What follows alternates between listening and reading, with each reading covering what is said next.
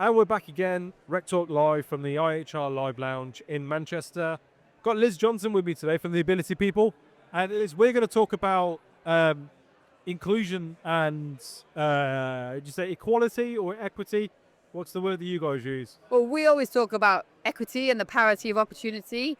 And equality is really important, but I think sometimes people confuse that with being equal, and we're not equal as people. So it's this that because we're not equal, we can't all be treated the same. But the idea of equity is giving everyone what they need to have the opportunity to be successful. Okay. And I think for me, what I've become very aware of is the big challenge is that sometimes people then feel they've got to try and fix everything for everybody. And actually, that's not necessary. As humans, we've all got skills, we've all got talent. And if we're given the environment to showcase what we're capable of, then that takes care of itself. Whereas actually, if you try and fix things for people, that's not equity either, but it's about creating an environment where an individual can showcase to you their capabilities. Sometimes that's easier than in other cases where almost it feels impossible for business owners, though, right? We have to acknowledge that in trying to make it equitable for all, there's a cost implication to that. There's a barrier of understanding to that as well, and then the risk of causing offence, knowingly or unknowingly, right? Yeah, you've touched on quite a few different points there. So let's start with that cost implication and sometimes financial, but also time and resource. And I think I'm speaking today, and like one of my key takeaways, so you get a little insight. I hope this isn't going out live already. It's not. No, there's no spoilers here. Is this idea of short-term sacrifice for a long-term gain? And actually, if you do put the resource in up front to make your processes and your environment equitable by removing all of the unnecessary barriers, because there's plenty of barriers that we can't remove, right? They are fact. But there are a lot of unnecessary barriers that we can remove. If you do that up front, then the benefit and the gain to you, your organization, the talent that you're able to bring in is huge. Give me an example of a barrier that I've maybe put in myself that I have the ability to remove. So it's not so much about the individual themselves, it's about the process. Yeah, so for example, give me an example. So for example, people will spend a lot of money on redesigning a workspace or redesigning a website, but they won't get consultation from a diverse group of people at that point. So then what happens is they try and retrospectively fit things. And then, so that's additional cost. Whereas we had a client that was building a fully accessible space, and they involved us from the off, because then you're making those judgment decisions before you've spent the money, rather than putting in a floor surface and realizing it doesn't work for everybody, or choosing a color scheme that that creates a sensory overload, and then having to repaint or redesign afterwards. Does that make sense? So rather than having to retrospectively fit things, you do it up front. But then let's say a fit out, an office fit out. If I'm dealing with I'm going to outsource that. I'm not going to do it myself, right? Surely the burden of responsibility to be inclusive in that scenario lies on the project manager I brought in to say, hey, listen, I want to refurb this office space, and I'm thinking, long shabby carpet, and they go, it's not far-fetched for me to expect that PM to say, what if you have somebody who works in a wheelchair? They're not going to be able to roll the wheelchair on that. No, it isn't far-fetched to have that, but it is your responsibility to assess that person has that capability before you hire them. So as a project manager, and sometimes, like you said, so the assumption is there that they would already know that. But actually, that's where we go so wrong in the world so often, is we make assumptions. Even if you think about your home life or your friendship groups or where you're going on the weekend socially, we make assumptions, and often those assumptions were incorrect, right? And so actually, it is about having that open dialogue, that showing that vulnerability, doing that work up front to make sure and also laying out what you want and what you expect from people. But the key to all of this is a lot of the time, people don't know what they don't know until they need to know it. And that's where we always say, bring us in early, let us support you. And it might be that that's all taken care of. And if it is, brilliant, you spend a little bit of money on making sure you're in the right place. But if it isn't the case, and you do need then more support or more guidance or more signposting, then you can do that and you've saved yourself challenges later down the line. What do you think is the driving reason? I'm trying to word this incredibly carefully because I don't want to come across as insensitive. No, you can't offend me. Say whatever you say, I'm however it is in your head. the opposite opinion, right? Yes, I don't course. believe any. No, of course. The line of questioning I'm about to go down is not something I believe. It's it's just fine. I'm playing devil's advocate here, right? Just to caveat that for anyone who's listening, right? I had a recruitment business. We moved into an office space, 2 floors. We put all the salespeople upstairs and the recruitment business upstairs, and downstairs was effectively the podcast studio and a boardroom. And then we sort of thought about it afterwards and went, shit, what if we hire somebody in a wheelchair because they're not going to be able to get up the stairs? And the solution that we landed on was, well, we just won't hire anybody in a wheelchair. And that sounds horrific, right? But I'm sure that's representative for a lot of people out there. We'll just go, well, we just won't do it then. You know? Because if I was to say, okay, look, between the hours of 9 and 10, guys, in my business, we have to have a quiet time because we're being respectful to neurodiverse people. And so we're not going to play loud music and we're all going to work quietly. My staff are well within their rights to put their hands up and go, none of us need that. So why are we doing that? It just feels like it's preventative for the sake of being preventative, right? Just like me then going, oh guys, we can't be based upstairs, we need to be based downstairs. Why? Well, because we might hire somebody in a wheelchair, and if we did that, then they wouldn't be able to work upstairs. Do you know what I mean? It feels a bit kind of... You asked so many questions in one question. I know. It's all right here. It's absolutely fine. No, and you're right, because and actually, what the way that you've just sort of set that question up is exactly how people, like, one of the challenges. People don't want to say things because they know it's not how they should be thinking, but it is how they're thinking. But we at the Ability People, we welcome that thought process, because until you say these things out loud, you can't then unpick them, right? So can we go back? Well, let's start with the... So which was the first? I was based upstairs. Right, okay, fine. And I haven't got a lift in my building. Right.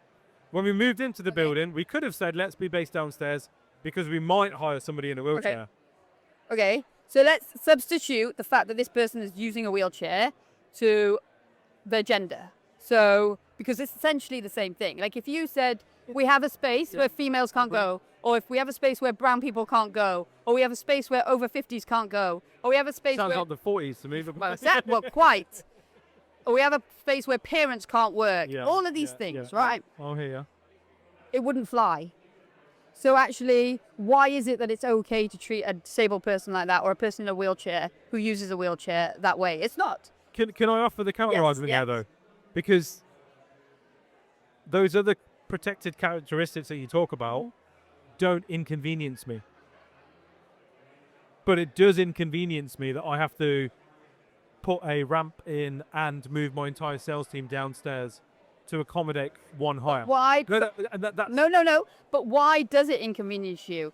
And also, how do you not know that that there's other people in your sales team that actually they might not be wheelchair users? Because by the way, only 8% of disabled people are wheelchair users. Yeah. It's a really low number. I didn't use the word disabled. I said wheelchair user, right? No, but they are disabled by not having a ramp, right? Yeah. No, right. So then, but there'll be other people in that organization. Maybe they don't like heights. Maybe they've got a heart condition. Maybe there's other reasons they can't use it. So actually, what you're doing is you create options. So if you've got 2 floors, because you've said you've got both floors available to you, you've made a conscious choice to put all your sales team upstairs. Why don't you have a section downstairs and a section upstairs? Then people can choose. They can book out the desk and they can go. That doesn't inconvenience you. You're not having to hire any more space. You're making a choice to put your sales team upstairs. Actually, you, with your level of privilege, and now I sound like it, and I'm not. And there's a whole piece of work we can do on privilege. Like, I'm a privileged disabled person. I know I am as a Paralympian, right? But so then you're using that to to exclude someone else. So, you're so absolutely right. however Yeah, you can justify it to yourself how you want with that, but actually, it's because and you might not have. But the point is, if it's not, it's 2025, right? And consumers have choice, people have choice, we all have choice, and actually, actions speak louder than words. So if I, as a person who would rather work downstairs, come to your organization and realize I'm just not going to work for you. And bad news travels fast, right? Good news travels fast, bad news travels fast. And ultimately, you will get the right people come work for you if you remove the unnecessary barriers. So you're right, in the short term, why is it inconvenience you? Does that make sense? Yeah, Have I answered your... Yeah, you're absolutely right. No, I can't. Look, I completely agree with you. Yes, of I'm course. paying devil's advocate because I People know. think like that. They do. Yeah, I thought like that. I'll have my hands on to it, and then you mature and you grow and you realise that this is stupid. It is like you said right at the start. It's a short-term pain for that long-term gain, right? Yeah. Just because this person can't work upstairs, and we say I say wheelchair user just to Oh yeah, because it makes it simplifies easier, things. right? Yeah. But yeah, because this person can't work upstairs, well, I just won't hire them then. That person could be a £2 million a year biller. And I'll just walk out the door or roll out the door, Opportunity cost. straight into my competitor's room. Yes. Who's ground floor based Absolutely. and have got standing desks and a whole range of other, like adjustments made. Options. It's options. If we think about it as options, right, rather than adjustments, Language is key. language is key, because the other thing is you create an environment when you've got adjustments that are necessary to a process or an environment, then you are required as a person who is different to let someone know that you are different. So whether then that individual making the selection is biased or not doesn't matter. You've put the opportunity for bias in someone's mind, right? So if you, as the business owner or senior leadership or whoever, put options in place, then you've created fairness and people can choose where they go. If you have got a very specific need, right, you're going to say it, right? You are, because it's easier for everyone. Like, why would you make your life more difficult? But actually, a lot of people have had so many negative experiences when they've tried to people try and hide to advocate for themselves, and a lot of things can be hidden. Like, you can't hide the color of your skin. You can't hide if you have a visible impairment. But there's a lot of things you can hide. You can hide your sexuality. You can hide your family life. You can hide where you were from. You can't. Neurodiversity. Yeah, lots of things. Yeah, I but it agree. doesn't mean that if you provide options, people won't make the right choices, because the majority of people, especially those that are different, they don't want to put themselves in a situation where they're not going to succeed. And actually, they navigate a world that doesn't understand them, though, isn't built for them. And as a result, so in terms of soft skills, in terms of the type of employee you want, they're probably second to none in terms of their motivation, their resilience, their problem-solving skills. So often their communication, they might not communicate how you expect them to communicate, but they normally are good at communicating one way or the other. They've had situations and opportunities arise throughout their life that have allowed them to fine-tune a set of skills that you're not going to see on a CV, but what you will see is in when shit hits the fan. They're the ones you want to go to. Yeah. They're the ones that aren't faced by it, because 100%. they're constantly faced by Everything's a challenge. Yeah. Sounds dramatic, but it is true. Like even things like choosing your outfit for the day, like practicalities, things. So in your sense, and I hear you, and actually people do think like that, right? And there are times where you're like, well, surely this is too much. But is it really causing anybody else distress? Should someone else carry the burden of distress and anxiety because you can't be bothered, or you don't want it? Like that's not a criticism. It's never about criticizing. It always comes down to, we talk at the Ability people about like our trifecta of things is the 3 E's. So like education, exposure, and empathy, and like constantly looking to increase those 3 things, because, and we say, it's not your fault if you don't know something that you've never needed to know before. But that's why, to your earlier point, I said, right, replace the fact that someone's a wheelchair user or has a disability or is disabled with a different religion or a different gender or a different sexuality, all these things, and all of a sudden it wouldn't be okay. And you're right. It's like, because but why does it really inconvenience you? Back to your example, if your sales team is split over 2 floors, or if you make it accessible, or you choose a building with a lift. No. You are. Yeah, I completely agree. Yeah, there's no excuse for willful ignorance. No. That's the point, right? If you're now consciously aware of something and you still choose to be ignorant about it, well, I mean, that's a you issue, Yes. not a them, right? It's a you, not an ish me, I think is what people say, what the kids say today. We've got a long way to go, right? As society, because I feel like a lot of this stuff ends up becoming tick box stuff, you know? Yeah. Thinking about things like accessibility, thinking about things like flexible working, and so on and so forth. Yeah, it is just we have to do it, right? I think also... When do you think we'll get to a point where it's because we want to do it? Well, it's definitely changing, but like you said, I think largely it comes down to back to that exposure piece, that lack of understanding, the cost implication, right? But really, often, and again, a wheelchair user, a lot of wheelchair users are ambulant. They can walk, they can do stairs, but are we comfortable enough and empowered to ask those questions and have those conversations? Now, that still doesn't negate what you said, because we still shouldn't have the attitude where we're not going to employ someone because they can't get up the stairs. Fact. Like, there's no world where that is okay, all right? But my point is, this is why at the Ability People, in our sessions, we encourage these conversations, because people wouldn't have thought of that. Like, if you think about how people are presented in television shows, typically a wheelchair user doesn't walk, but that's simply not true. Or if someone might come in one day and not using a chair or not using a walking aid, and then tomorrow they come in using one, and you're like, hang on, were you faking it yesterday? No. Oh, well, you better. Yeah. Oh, it's a miracle. No, I've just got my condition's not stable, and it changes day to day. But again, that's exposure education, which increases understanding. And then you're like, oh, okay. And that's how we change the world. And it's not going to be complete. It saddens me to say, but it's not going to be completely changed in our lifetime. And what's quite frustrating sometimes is people will learn that experience in one area of life. Let's take the Paralympics. Like, we're now at a point where people understand what the Paralympics is. They turn on the Paralympics, they watch it because it's sport, and the elite athletes happen to have a disability, right? Or be disabled. Done. But they're watching the sport now but when I was a child, that wasn't the case. People didn't understand. But then we see that, and for 2 weeks of the summer and some time in the winter every 2 years, very much we're like, okay, then we go out to society and we're back to square one. So we need to, like, as humans, we hold and we possess good skills, good interaction skills.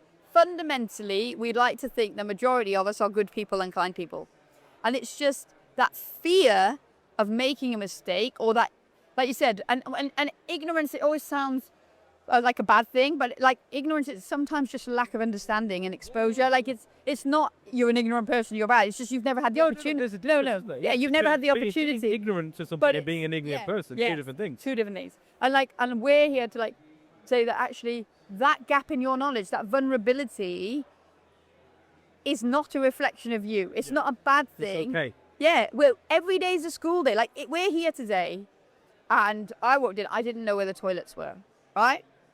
I needed the toilet. I asked where the toilet was, right? Because it's like that's a normalized thing. Like people do that all the time. But there's this underlying concept of ableism, where there's a certain type of person that exists, that society, we're all trying to be a certain way. Like that is the ultimate, right? And then if we are not that, then we are less than. And actually, so we get to a point where, like, if we don't know something, it's a reflection of us, and we're too scared to ask questions. Do you think sometimes, when we talk about how language is key, language is very important, but at times language is also very weaponized, right? Mm-hmm. Do you think that with that ableism argument and kind of knowing or not knowing what you can and can't ask or should ask, comes from a place of,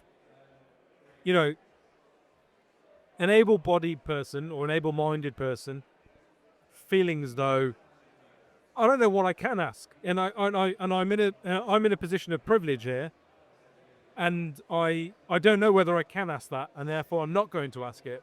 Do you know what I mean? Yeah, 100%. Like, I have people ask me all the time about, the difference between the cultures in South Asia.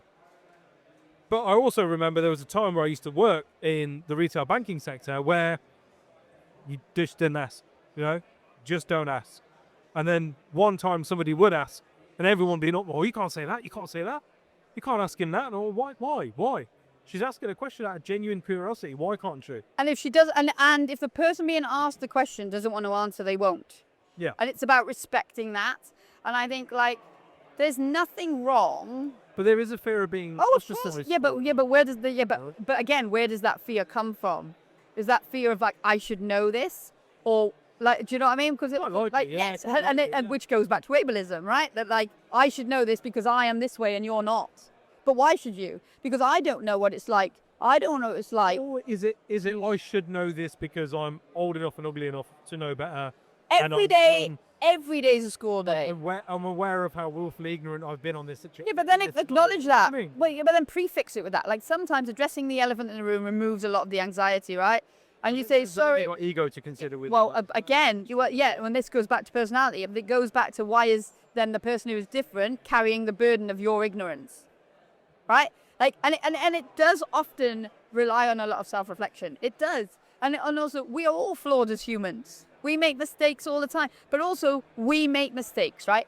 And the part of understanding is that some days you'll stop me and ask me a question, and I'm more than happy to answer it, right? But the other days, you might be the 20th person that's asked me that day or used that same joke. And I'm not really in the mood, or I'm tired and it's not funny. Like, we're all human. Yeah, that's no different to and actually, somebody having a bad haircut. Exactly. But showing your vulnerability and being willing to be vulnerable is actually part of the process. And I think you're going to meet some people that are just not very nice, right? And you'll get a bad experience. But don't let that prevent you from being open-minded to create the best working environment for your employees and hiring the best talent, because ultimately that's what you want. You want to make sure that you've got the strongest team available to you. And how do we do that? We keep pushing barriers. If we think about comfort zones, if you stay in your comfort zone, if you stay in your lane, that is not where the magic happens.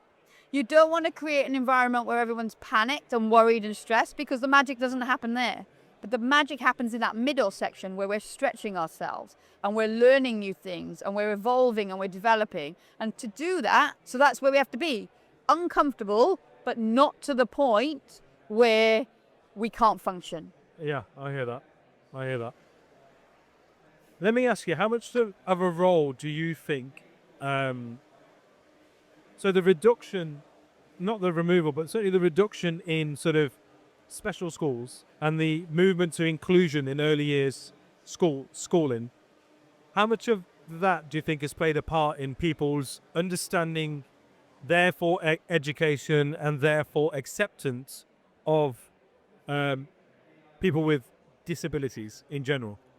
It works two ways, right? So integration and genuine, authentic inclusion increases exposure and understanding. Fact. But there are times where people do need difference. They do need something different. And actually, this is when we go back to talk about equity. So if you can create an inclusive environment where everyone can learn together and get what they need and access what they need to be successful, brilliant. That is the world we want to live in. However, we're not always there yet. And it's better, so we need to make sure that people are getting what they need. And so in some respects, it works because that exposure decreased, that understanding. But sometimes, and I'll take myself, for example. So when I was swimming, as a youngster, I went to a swimming club specifically for people that had disabilities or were disabled. But then I also went to a mainstream swimming club for non-disabled people. And I needed both, because I needed the training element and the elitism of the mainstream club, but I needed the space and the time and the expertise of the swimming club that specifically specified for people with my needs to get those little tweaks that I needed to make me the best version of myself. Yeah, I hear that. And I think sometimes there's, again, a lack of understanding that if you're going to it's unfortunate, right, that they're called special schools, but Yeah, I don't. I don't think anyone likes the term, but they need a very specific way to differentiate between going through that mainstream process and giving people what they need. And if anyone can come up with a better term, like I think people are trying all the time, right? It's a bit like when we talk about additional needs. We don't have additional needs. We all have needs. They're different, but we have needs. They're not like, do you know what I mean? Yeah. And so, which goes back to your point of how language being so impactful, and it can be informative, but it can be detrimental as well, right? It shapes how you think and feel about of course, and it something. influences how other people think of you, right? And so, but I think again, it's important. Like, yes, we move to a world of inclusion and integration, but it has to be inclusion. It can't just be people occupying the same space and getting treated. Like, because if I'm in the same space as you, but you're not getting what you need, that's not inclusion. Yeah. Right? And if we get inclusion right, then diversity takes care of itself and the experience. But we could create a diverse group of people if we stood on that corner for 10 minutes in this room, 100%. But would we be able to give them the inclusive environment they need? We won't know that until we know what they need. Till we know them, Yeah. Did I answer your question okay? Yes, absolutely you do. Absolutely you do. No, I love that. Yeah.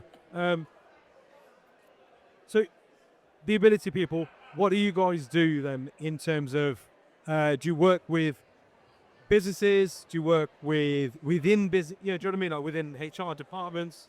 Give me the sell. We work with organizations to make different normal. So to remove the fear, to remove all unnecessary barriers, whether that be within process, whether that be in interactions, whether that be environment, whether that be to look at your website, so that when you're looking for talent and or customers, then you know that you're providing an offering where the right people will come through the process. And it's all about empowerment. Empowerment for you as the organization or the recruiter, empowerment for the talent, so that all of the things that we've discussed aren't an issue. And actually you can hand on heart select the right candidate based on what they've shown you, and know that there's fairness in your process, and that your team is inclusive and diverse. So you can choose the right person.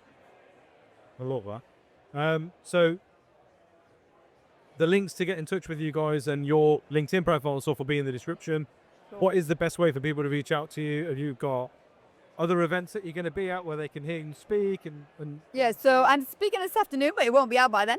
But yeah, we're going to be at the CIPZ event in June, and a lot of our team do a lot of other work as well. So you'll see them working in other areas of the broadcasting. But yeah, and whatever is your preference, LinkedIn, email, even people get in touch on Instagram, like, because we are, again, about removing barriers. So whatever people are comfortable with, in order to get... Find us how you like find us in a way that works best for you. That makes a lot of sense.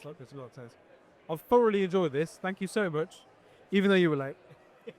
No, yes, I was late, but no, I got the wrong time. I was here for the time I thought I was supposed to be. Yeah, you were on time for when you thought, well, I'll take that.